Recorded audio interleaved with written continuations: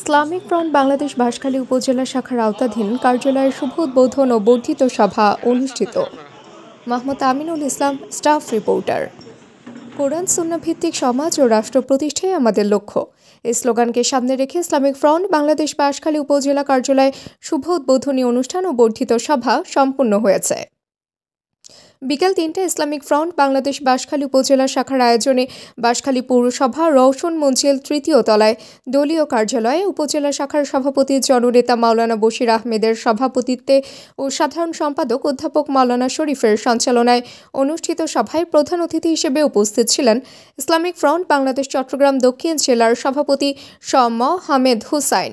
আমি জানি আপনারা জানেন এখানে কি এই সারিতে যারা আছেন, বিশেষ করে বশির ভাই, আসগর বলতেছে যে আমি বাঁশখালী কিছু না। আসগর কিন্তু কি, আসগর কিন্তু বাঁশখালী সিরাজুল ইসলাম খান কি দাদাভাই, সিরাজুল আলম খান সিরাজুল আলম খান দাদাভাই হচ্ছে কি আপনাদের বাঁশখালীর কি আসগর বলতেছে আমি সংগঠনের কোনো কি দায়িত্ব নেই।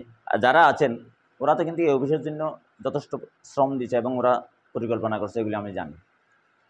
আর গাইবার তো কথা উন্তু জিয়াল মাছ তো তোমরা ডেক্সির ভিতরে আছে, তারা যথাযথভাবে সম্মান করিবে না। বাঁশখালীর নিজে জানা যদি আর লাগে দেয় বাঁশখালীর ব্যাপারে না, আর আঙাই যেভাবে করিবে হতে পারিবে না।